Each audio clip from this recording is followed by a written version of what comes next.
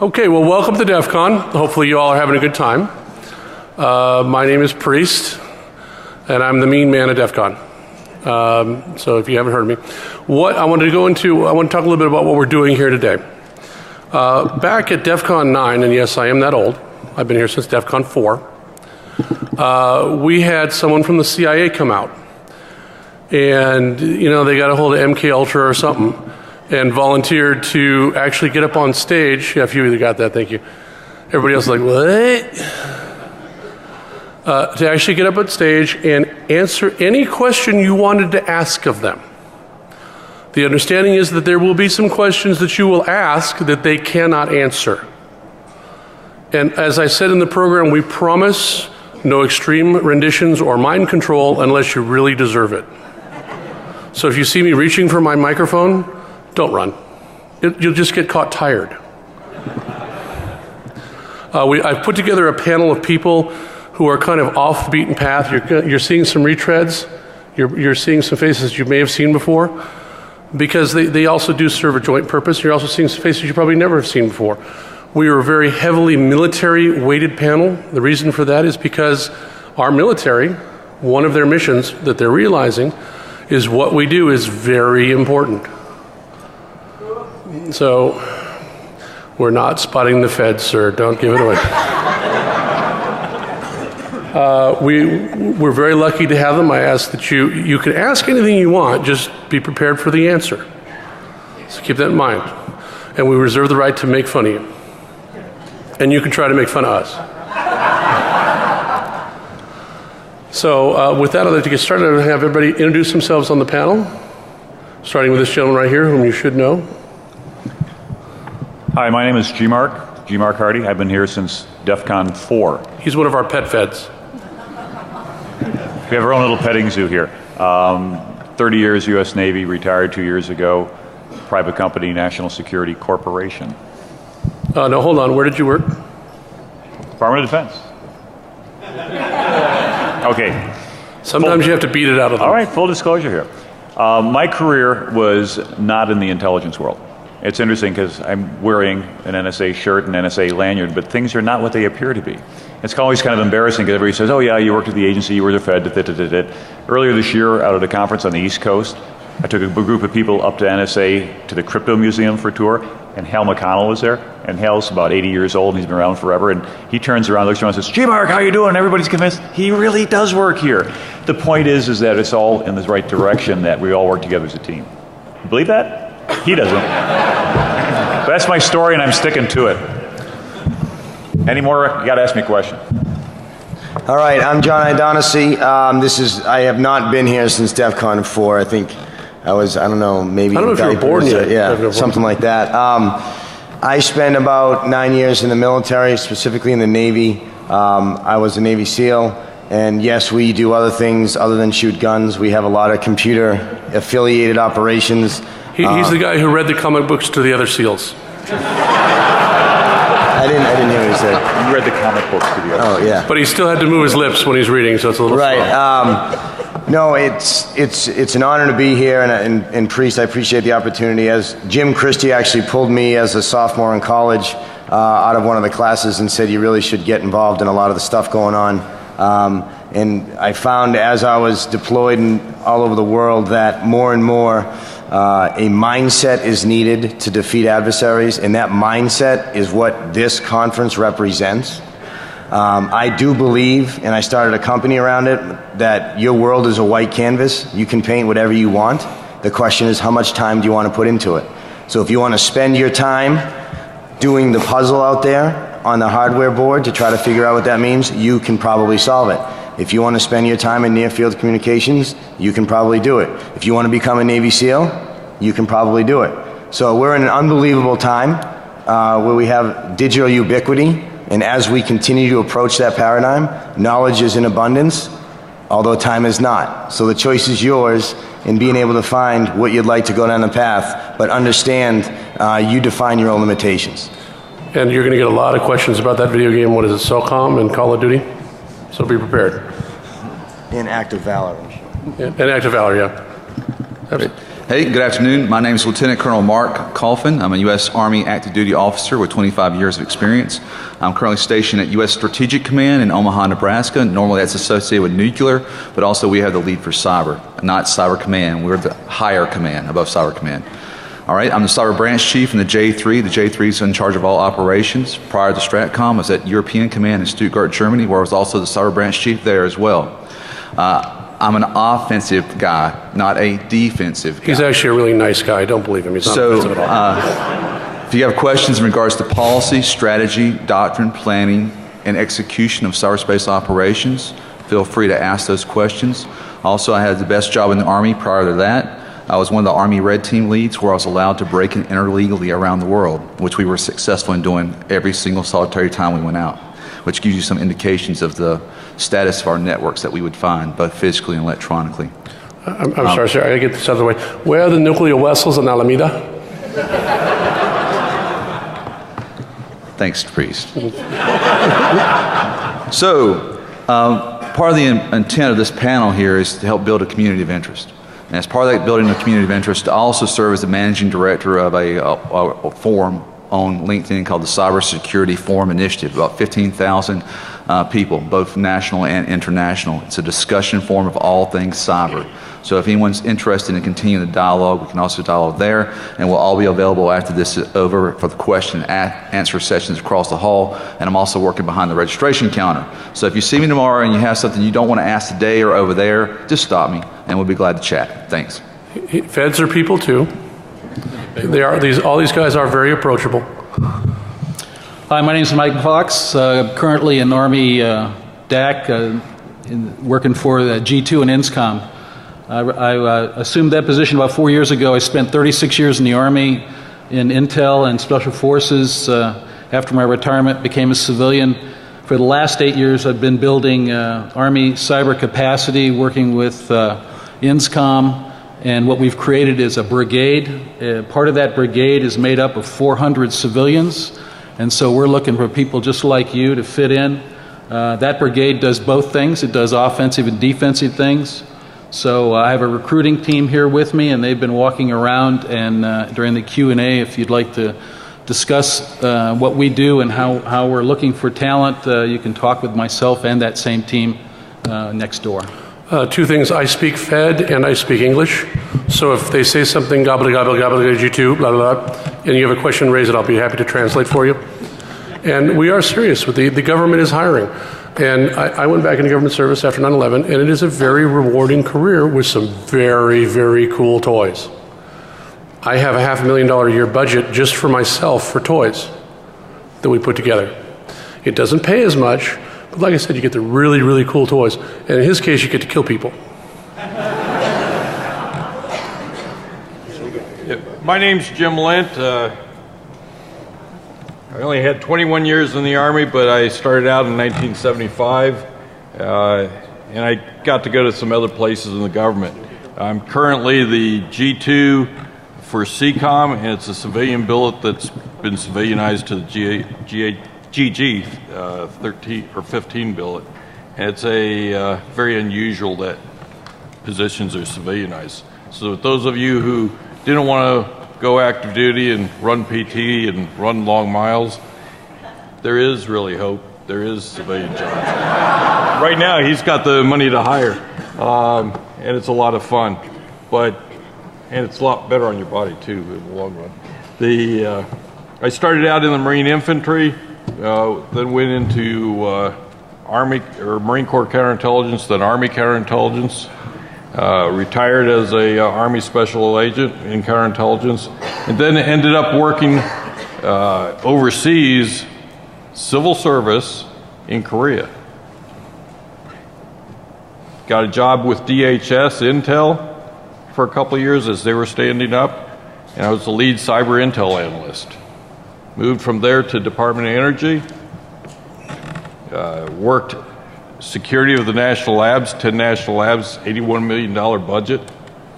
Good God, you'd think that's a lot of money. It isn't. It wasn't as much as we needed. And obviously cyber is a big issue at DOE. Currently, the Army came up with a great promotion and an opportunity for me to go over to the Army Communication Electronics Command. Basically, it's not as sexy as a lot of these other places, but think about all of the sensors, the SIGINT, and the communications equipment. Basically, the Army has WIN-T, a tactical LAN. We can put it up in any country, and soldiers will use that. Just like your telephones, just like everything that you have here. We build it in another country quickly. Now, my silly job is to figure out how to do research and development and acquisition, security and intelligence for those toys. How do we Translation, really cool shit. lots of neat toys, but how do we keep that safe and secure? And later on, in question and answer, you guys might ask how we do that. By the way, I want to point out there is one fighter pilot on this panel. If we've already gotten to him or when we get to him, I'd like to see if you can guess who it is. It should be pretty obvious. If you notice, you know, I'm uglier than sin. There's really only one movie star quality guy on the stage who's perfectly proportioned, has a six-pack at his age. Yeah. Any guesses, by the way? Anybody? No guessing? Priest, how do you know he has a six-pack? Sir, it's my understanding you can no longer ask me those kinds of questions, sir. Priest, you can ask those questions, and I gave you a six-pack of Corona just a couple minutes ago. I told you I wasn't cheap, sir. I'm the fighter pilot. My name is Punch Moulton. I grew up in the Air Force in the 70s and 80s and 90s, flying F-15s. I spent four different times I was assigned over in East Asia, but what matters most to this organization is at my last job I was the director of operations for European Command. That's a job that, for those who know the vernacular, I was the J3. It's a job that tackles all the U.S. military operations and coordinates with any other government agency that would be in the European region that's doing U.S. federal government kind of national security stuff. So we dealt with the State Department, we dealt with the NSA, we dealt with Department of Energy and USAID and the like. That job spanned 51 countries. That's from Vladivostok to Greenland, from the North Pole down to the southern edge of the Mediterranean. And it was air, land, sea, space, and cyberspace. And the reason why I'm up here is because when I took that job over 3 years ago, I felt that we, the Department of Defense, we, the federal government, were way behind in thinking about cyberspace. I left after 3.5 years of doing that job believing that we're still way far behind. But what we did try to do was tackle some larger, bigger strategic, how do we use cyberspace for national security, and how do we organize our use of cyberspace for national security. And so I'll be happy to talk to people if they want to down that path. One quick statement, let me give a shout out. I have retired from the Air Force now, and I'm working for a firm doing cyberspace strategies, but I want to give a shout out to CSFI. Mark mentioned it a minute ago. I consider it to be a vital community that tackles cyberspace security on a day-to-day basis.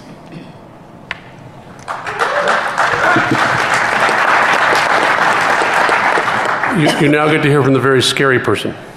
Yeah. Not really. I'm Kathy Roberts. I did 32 years in the United States Air Force, mostly in space, some also in cyber. In the first Fed panel, they mentioned eligible receiver. I was a party to all of that as a younger officer. I spent a lot of time in and out of the NRO, and my last position in the NRO was as the director of the Signals Intelligence Satellite Acquisition. I retired in 2009 and didn't want to go back to fairly regimented and lots of hours, so I worked for myself. I highly recommend it. Does everyone here know who the NRO is? Very good. So when you go outside and smile for the satellite picture, she's the one who gets to see you. They were one of the, they are still and were one of the most secretive organizations in the U.S. government. They didn't even acknowledge that they officially existed until 1992, to give you an idea. The next gentleman, I'm going to introduce myself because he's too modest. This is the real Mark Harmon from NCIS. You had the posers on stage. Here's the real Mark Harmon, honest to God. Go ahead, sir. Okay, my name's John Lee. I recently retired from NCIS after 24 years. I was started out in LA with Leon Carroll, who was on the panel previously. Some of the things I did, I was assigned as a special agent afloat aboard the USS Kitty Hawk when she was commissioned, or still commissioned. And as a special agent afloat, one of the things we were affectionately known as a special agent adrift, because once you pulled away from the pier and we was in the middle of the ocean, everybody forgot about you in the office. Subsequent to that, I went overseas and I started doing cyber investigations. I was a cyber street agent for about 6 years. Moved into management for 4 years. I was a division chief for the Pacific Cyber Division. And after that, I said, I believed I drank the Kool-Aid and I went to headquarters, and because they said it was a career-enhancing position, and they lied. They did. As a result, I've since retired and doing well. If you have any questions on federal law enforcement, getting into it, or what you need to do, the process, please see me afterwards. He also got to kill people. I'm Jim Christie, and I've been with the government for 41 years now. I started out as a system administrator and then a programmer, and then I got the opportunity to go to the Air Force Office of Special Investigations to run their computer crime unit. Things people don't realize is that OSI was the first law enforcement agency, that includes NCIS, first law enforcement agency anywhere in the world to have a computer crime unit, and they formed it way back in 1978. After 11 years running that program, I had the opportunity to be detailed to Senator Sam Nunn on the Permanent Subcommittee for Investigations, and we ran hearings back in '96 on the cyber threat to national security. From there, I was detailed to President's Infrastructure Protection Task Force down at the FBI headquarters for 2 years. Glacier-like, man. Anyway, all you FBI agents in the, raise your hand. And from there, I went over to OSD, worked for Len Wells, who was on the previous panel. And for the last 10 years, I've been at the DoD Cyber Crime Center, where we have the world's largest accredited digital forensics lab with about 110 forensic examiners. And we're always looking for talented people, and that's why we've been coming to DEF CON for about 14 years now.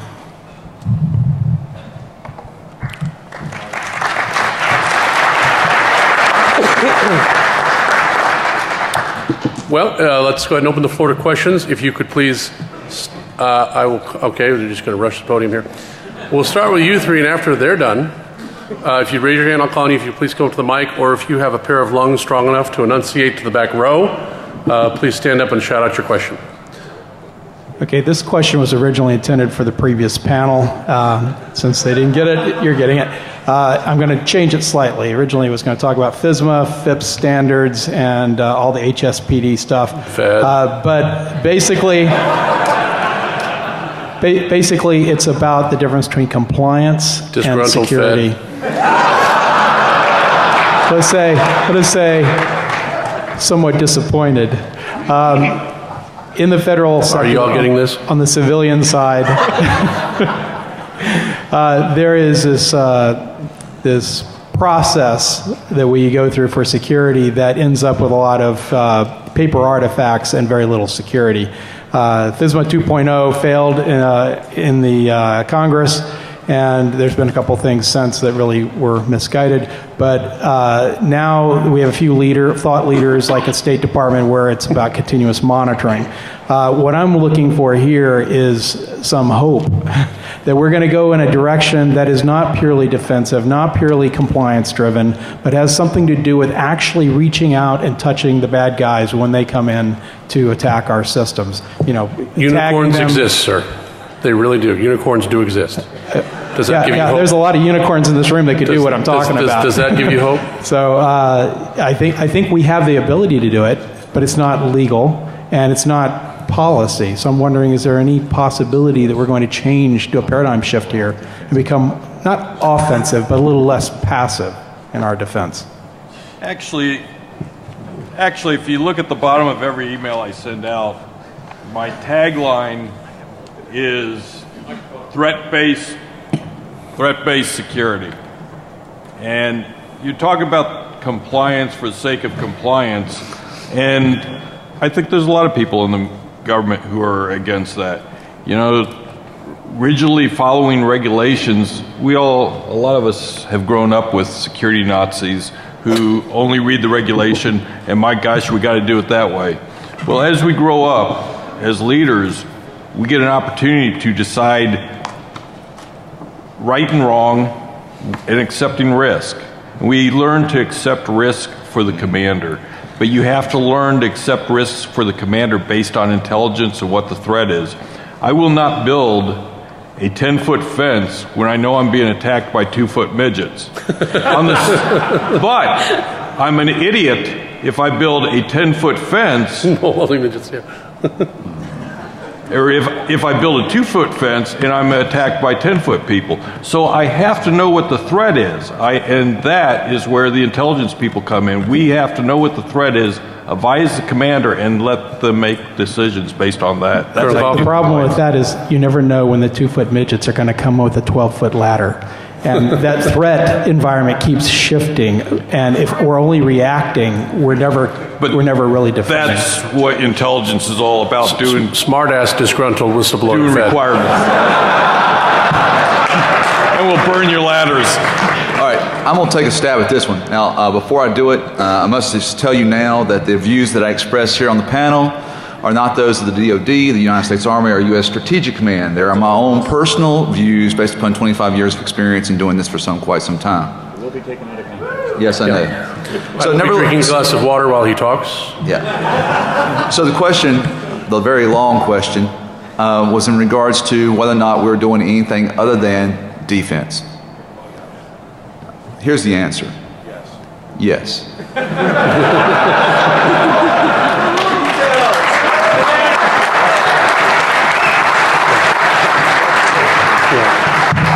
But more importantly, it's the skills that you have that we need to bring into the fold to make what happens to defend networks that much more proactive rather than reactive.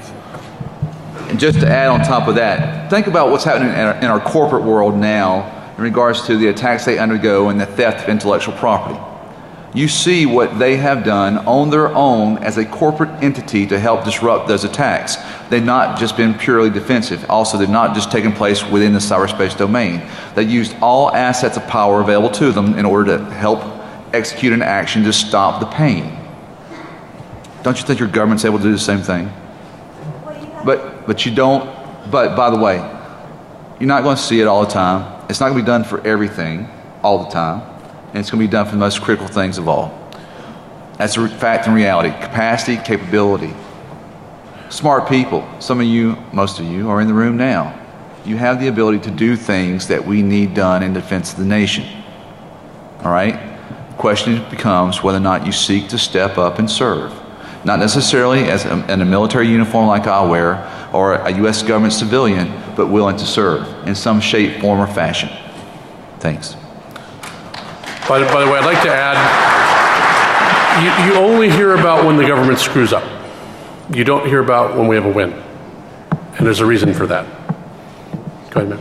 I'd like to get a clarification first. Are these people off limits for Spot the Fed during this panel? You're a woman, so my answer of "you're not very bright, are you?" I'm not going to use because that's not nice, and I can't do it. They're off for Spot the Fed. I'd just like to say something. I've been attending DEF CONs since about 1997. I'd say about 12 of them. And during that time, I was never spotted, and I was really worried when I worked for the government. But so you all fail. And here I am. But he would run the other way when I was coming, literally. He'd see me and boom. And also remember, he handed out business cards. So y'all suck. Next question, ma'am. Sir. Go ahead and form, actually, go ahead and form a line at the microphone. We do want to get this on tape. Wow, so that was an easy question. Generally, the U.S. military is prohibited to operate on U.S. soil against U.S. citizens. And here we go. No, it's okay. When I was posse comitatus, sir. Yes, posse comitatus. When I was in a Seaweed battalion. It's an electronic warfare battalion. My condolences. Yes, exactly. We were explicitly prohibited from using our equipment, even for receiving civilian broadcasts. They didn't want us to even go that far, like TV stations. That's what the Canadians are for, sir. Exactly. So, my question is, what sort of techniques or steps are you taking to ensure that any offensive reactions that are taken on behalf of the U.S. government or on behalf of the country as a whole, are not adversely impacting U.S. citizens? I'm going to preface the answers with, as far as you know. As far as you know. So the answer is that we are a nation of laws, and those that do intel for the nation and DOD, the first and foremost thing that we stick to is understanding what the Fourth Amendment means and the laws that drive that. Actually, with all due respect. The answer is that everyone that does SIGINT, as you did in the Seaweed Battalion, has to be trained twice a year and understand UCIT 18, which is the compliance with how you protect the privacy of U.S. citizens, and the fact that if we do a foreign intel mission, that does not mean you do it in CONUS. And so we strictly look at that, and INSCOM is tasked with managing that effort for the entire Army, and it does so quite robustly. I want to point point something else out, and Pam, your Mets called. They miss you. How many people like retirements? Yeah, I was about to say, you know what, I'm a civil servant, just like everybody else. Everybody else in this panel is a civil servant. I have a wife, I have a child, I have a mortgage. I really don't want to go to jail. It's horrible. And I guarantee you have experience? Only 2 days in Italian jail. We'll get to that in a minute, sir. That is the philosophy that pervades. The movies are great. Oh yeah, big bad CIA breaking in, enemy of the state, so on and so forth. I got bad news for you. We're all civil servants. We all work 9 to 5. We're not plotting how to get you. And we are not going to break the law. And it will come out. CIA selling drugs in South Central Los Angeles, not going to happen. It's going to make the Post. It's going to make CNN. Someone is going to be disgruntled and pissed off and leak it. It will get out. And it just isn't done. We don't want to go to jail. I know I don't. And even at my size, I don't want to be somebody's bitch. So it's just, even if the thought crossed my mind, I'd sit back and go, oh, wait a minute, getting screwed in the ass? No, I'm not going to do it. So just as a follow-up, do incidents occur? Of course.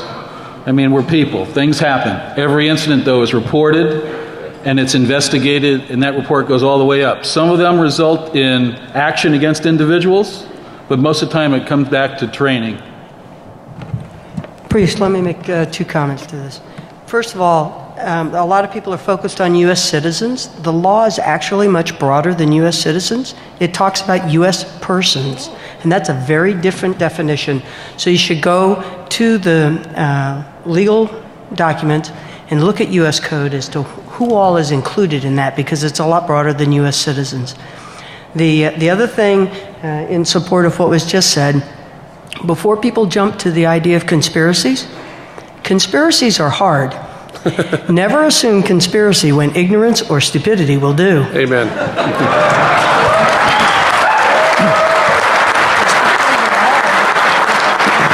I have one comment. Everything you see on the NCIS TV show, you can believe is true. I hate you. They are, you know what, I've been the subject of investigation peripherally. They are not nice people. They have no sense of humor, and they are deadly serious, and you will go to jail. Someone made a mistake, and it was an honest mistake, but they went to jail for a very long time for doing it. You do not pass go. You do not collect $200. Your union rep basically drops you off. You're done. They treat it very seriously.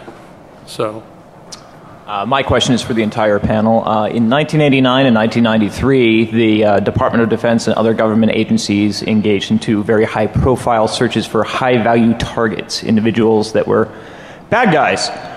Since then, priorities and technologies have changed, so this is a higher priority, and we obviously have new techniques, technologies for chasing high-value targets. I know that the gentleman from the Navy was involved on the kinetic end of that, and Stratcom now has responsibilities in that area as well. So if the panel could speak about, in the public domain, how technology has changed the hunt for individuals in the real world rather than the virtual world, how virtual tools have changed that process.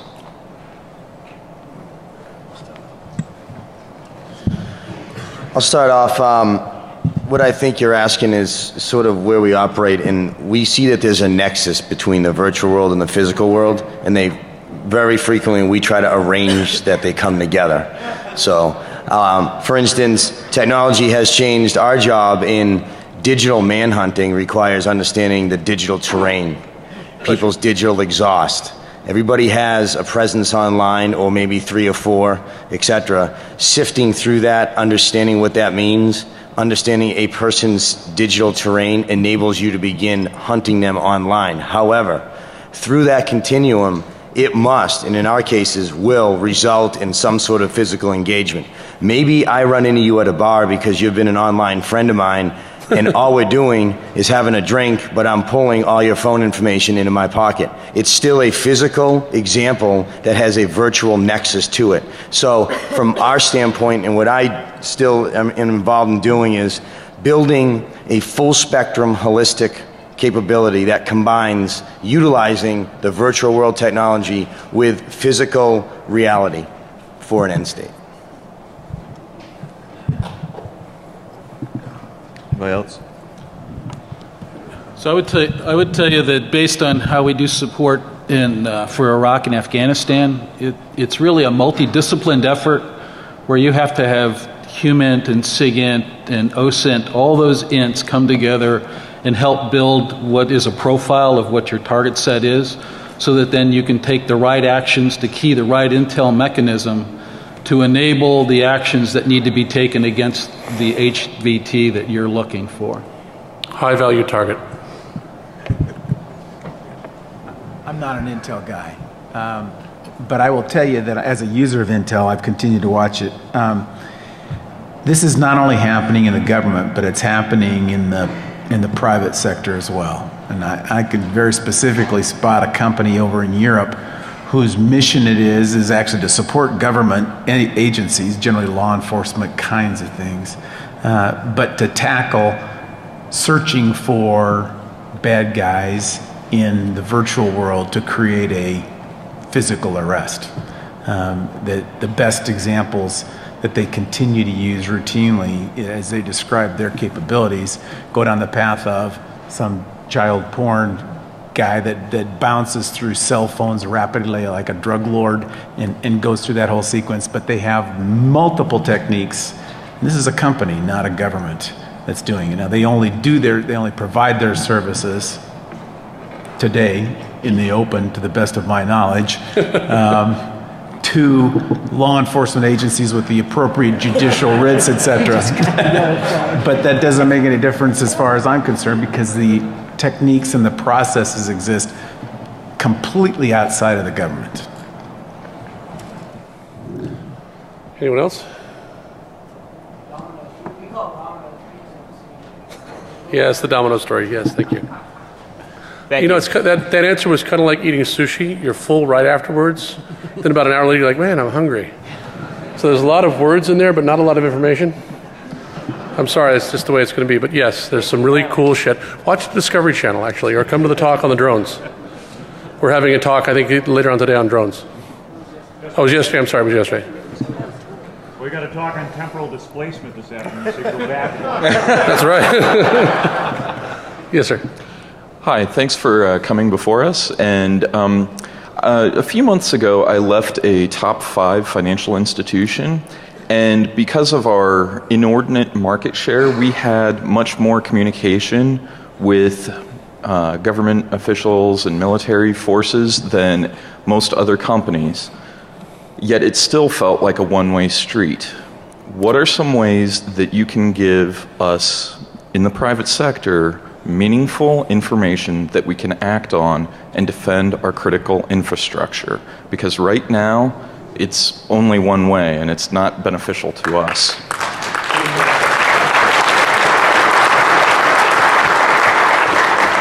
All right, I'll start. Thank you. I'll start that one. Who in here has heard of the Defense Industrial Base Cyber Pilot? 1, 2 people, 3 people? Yeah, I wanted to spot some feds. There you go. Goodness. All right, you can Google it. It is a new initiative. And when I say new, in the last 2 years, it's been fully approved. Sir, for those of us who didn't have our notebooks ready, what was the name of that initiative? It's the DIB, Defense Industrial Base. It's actually enhanced security now, but it was a cyber pilot. The intent is for those organizations and entities, corporations, who wish to participate, and there are certain gates you must obtain, is that the National Security Agency will share select signatures with you in an effort for you to put them into your system so that when malicious traffic comes your way, it's dropped, redirected, et cetera, et cetera, et cetera. In exchange, you will also advise NSA about the attack, right? So they can get a better understanding of where the attack is, where it's coming from, and what it's doing. It's all open source, and it's available to any corporation who wishes to participate and meet the individual standards. There's basically got to be standards. You realize that, right? It's a give and take. It's a two-way street. Is that only corps? Only corporations? Only Yes. corporations. Well, sir, the Secretary of State of Nevada is right down the street. They have the forms to incorporate. You see where I'm going with this? I'm thinking like large EDUs that might have really, really large target-rich environments. There's also DHS. One U.S. CERT has a whole portal for you reporting, and they have, I think, 5 different list servers for stuff going out. When I was there, 2004 to 2006, they were coming up with a program for pushing information out to corporations, but there was, because of the proprietary information of other corporations and the government holding that, there were problems with that. And that's where you have to sign up for their program, get into their program, and both the company and the government signs an agreement. If you look on the DHS website, they have the newer information than I would have. But definitely they've got a program, and that's really at DHS level, that's beyond the military side. They have the information there for sharing. Okay, don't fall over, but I'll be plugging an FBI program. How many people here have heard of the InfraGard program? A few of you? That's a public-private partnership between the FBI and private industry. You can sign up for that. They have regular meetings. They've got a good information flow. You've got to contact your local FBI office. They can provide their cyber squad, and they can provide information to you. And you get a really cool fez, because fezzes are cool. There's also one other thing. There's a program with Carnegie Mellon where Carnegie Mellon actually acts as a filter, if you will, or a spacer between the government and industry, so that you don't have to expose all your corporate secrets, but you can transfer information back and forth. Do you know the name of that program that Carnegie Mellon We has? always just called it the Carnegie Mellon CERT program. So. Take a look at the CERT program at Carnegie Mellon. Okay. Yeah. Thank you. I'm going to springboard off this just a minute. I want to say this to all those answers that just came up. Thank you very much, sir, because they're so sanitized in many instances that they're useless. Those effectively, you said, how do we drain the Pacific Ocean? And we said, well, here's 4 or 5 little tin cups, knock yourself out. We as a federal government need to stop and reorganize. We are not set properly. for this mission set in a large sense.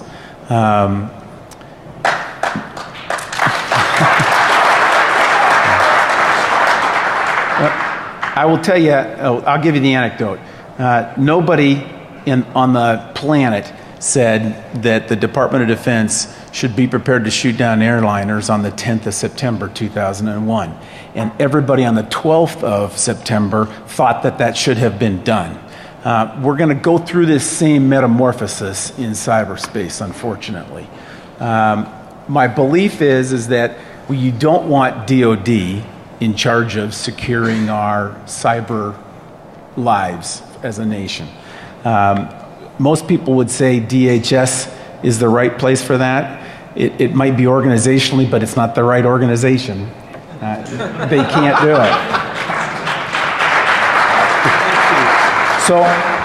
So Punch Moulton's answer is that we need a whole new way to think. And what we need to do is capture what the federal government does well and what private industry does well, and then to try to cover each other's weaknesses. The federal government's good at looking broadly at problem sets, and your bank probably is good at looking at its niche, but doesn't care about that other niche that Cisco does care about or Google cares about. So the federal government is actually good at thinking about the holistic problem. But the federal government is wholly inadequate to be flexible, to be dynamic, and to be responsive. Private industry is. And so what we need is a marriage. And I will tell you that I've thought long and hard about this, and we've done some work trying to work it on Capitol Hill with little success so far. But my proposal, which is first draft and should be probably modified so much it doesn't even look like it after you guys all think about it, is that we actually take a model that does work, sort of, and that's the Federal Reserve. It's quasi-governmental, but outside of the political process. It would probably have a board of governors of this new cyber Federal Reserve thing that is some people from government and have a holistic, probably some people from academia, but a bunch of people from the spread of what cyberspace companies are about in our country. Some of them macro, the Googles, the Apples, the Microsofts, the Ciscos. Some of them smaller, probably some of them just past startup in the cybersecurity arena. And have them all on a board of governors that leads then a staff of people that tackle the large questions that we have about cybersecurity for our nation, which would then, if you had that large infrastructure on top, removed from politics, but inviting in the entities that really benefit from this in the corporate world, you would create an environment where sharing public and private would actually really happen.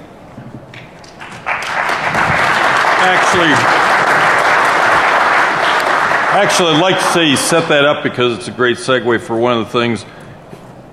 We need new thinking, as he says. What I've got is, I want you all to think is really new thinking, except that DHS was doing it 2004, 2005. CIA and DIA was doing it in the 80s, I think. It's called red cell analysis. And get your pens out. And basically it's the portion to think the unthought. One of the things in the 9/11 Commission was that Intel and the intelligence community had a failure of imagination. Now let's face it, 37 years, you get a little rigid. All of us get rigid. And it's harder to think out of the box when you're inside a box. And we think of set answers, we think of SOPs. And you guys don't even know the SOPs. So this is a neat thing. What red cell analysis is, not red teaming, red cell analysis, is basically coming out and bringing in, we brought in academics and regular civilians off the street at DHS and asked them, we did one on what WMD, we did one on cyber, I can't remember the other ones, maybe pandemic, I think. And we asked people who were specialists in those areas to give their wacky thoughts. What's worst case scenario? what's not so worst case scenario, but possible. And the intel analysts in the back of the room kept their mouths shut and didn't ask too many questions because they did not divulge classified information. The entire event was unclassified. But as a result, we're able to walk away. I'm a big proponent for using the intelligence cycle to make it work. And you have to put in requirements, but you have to think up requirements. And how the hell am I going to think up that airports are really ammunition centers? On the 12th of September, it was an ammunition center. Airplanes are a weapon now. How do we start thinking about those things in cyber? So what I'd like to do is, I've got both a charity and then my day job at work. My charity will pull things for blogs that the charity does. It's a national security charity. But we're looking for ideas, thoughts about how something, what are we forgetting? What are we not thinking, the unthought? And send it to the email address that the guys just set up for me today, DEFCON20LINT, L-I-N-T. It's a 4-letter dirty word, just like in your washing machine, lint. DEFCON20LINT at gmail.com. I'm watching it. And some of them will, if you're up in the Maryland area, we may pull you into Aberdeen for the trip through our campus. But we may do it either there or we may try to do it through VTC. Real quick, folks, we've got about 5 minutes left. We're not going to get all the questions. I'm going to see to it that a discussion group is started on the DC Forums list, and I'll give out my email on that list. You can email me directly. I have contact with everybody here. If you didn't get a chance to ask your question, if you didn't get a chance to ask your question in the Q&A period, I will make sure that the message gets passed, and we do our best to get an answer back to you and the entire community. There will be QA after this, yes, sir. Sir, go ahead. I have a more practical question just about talent acquisition, and it's not to anybody specifically or any division, or it's pretty much federal agencies in general that I see all the time. I work in the financial services sector, so we have kind of the similar problem looking for SQL developers, looking for data analysts. But my main question is, have you guys actually gone through from a QA process and tried to apply for a federal job, if you know how punishing it is? And so I hear I hear panel after panel after panel, we're looking for these people, yeah, but then if you've ever tried to go through that process, it's just unbelievably horrible. First of all, sir, get a haircut. Well, that's where I get it. That's where I get to work where I work, because I can look like this. So Second cares. of all, I'm probably the most recent person on the panel to have done a federal application or any application in the government. My advice is the following. If the application says, we are looking for left-handed glass blowers in Alaska with long blonde hair, put down, I have worked for 5 years in Alaska blowing glass with my left hand, and my hair is 2 feet long. Because what happens is you've got a bunch of very low-level people, and I think now computers, that look at the application and look for keywords. You may have absolutely no experience blowing glass with your left hand, but maybe the best right-handed blower they've ever seen. In order to get in front of the person who can make that decision, you've got to lie and say you're a left-handed glass blower. I'm sorry, not lie. It's called padding. You've got to think outside the box, because that's how you're right. It is stupid. Bam. But I think that's a big thing, because we just had the discussion about, okay, if you don't have a degree or you don't have this, and people are like, yeah, we want to talk to you, but I don't think any of those things really make it to the people that really can make those decisions to hire those people. Part of the reason they are here is so that they can make that connection, number one. If you're a poor writer, you're going to have trouble, and usually writing is one of the skills. You're going to have to write a good resume, and you're going to have to be have perseverance. I hear people, when I went from 14 to 15, I believe I've sent over 100 resumes out, 100 applications. If you don't have perseverance to send them out, then you're not really trying. And I really don't believe people are really trying to get into government service if they haven't sent out their first 100 resumes. Thank you. Colonel? I'd like to By the way, I'd like to thank everybody for not asking about the space aliens. Or do we sell crack cocaine in South Central? I really actually appreciate that. Yes, sir. Step on up. Oh, I'm sorry. In our organization, we grew so fast that we had to grow by hiring contractors, not by government workers. So what's happened is, as we get those government positions, we're looking at the contractors who have already proven themselves to us, come on board, and the majority of the government folks that work for us were working for us for the last 3 or 4 years as contractors. So, take the job, get your foot in the door, prove yourself to the management, and you'll get hired. They will make a position for you. Let me add one. Coordination is not my best. Let me add one more thing to that. You have to look at the skills that they're asking for. One of the things, particularly on the acquisition side, that we try to do is not be in the position of having to add security on all the time. Patching and patching and patching is real hard with a complex system. We'd like to be able to hire folks that can help us build it in and build in the flexibility that we need up front. And I'll tell you, having been in the acquisition side, there are times that I put a request for proposal out on the street, open to any company, and got 0 responses. Because it's not fun, it's not cool, it's not penetration testing. It's great to break things. I need people who can help me build things, not just break them. We've got about 30 seconds left. Hopefully this was informative. I realize it was short. Hopefully we did answer and dispel some myths and put kind of that happy smiley face on what the government service does. And we want to try one more? Okay. Can we do one more? Can you talk fast? I can talk fast. So you said that we were a nation of laws, but given the Fourth Amendment and that you're building domestic spying facilities in Utah. Here's the wingnut. That's fine. I'm just going to go ahead and ask it then. I completely disagree as a civilian. So here's my question. When I see that my own government is building domestic spying... Okay, we're not making political statements. This isn't a political statement. This is about building trust and working in the form of a short question, sir.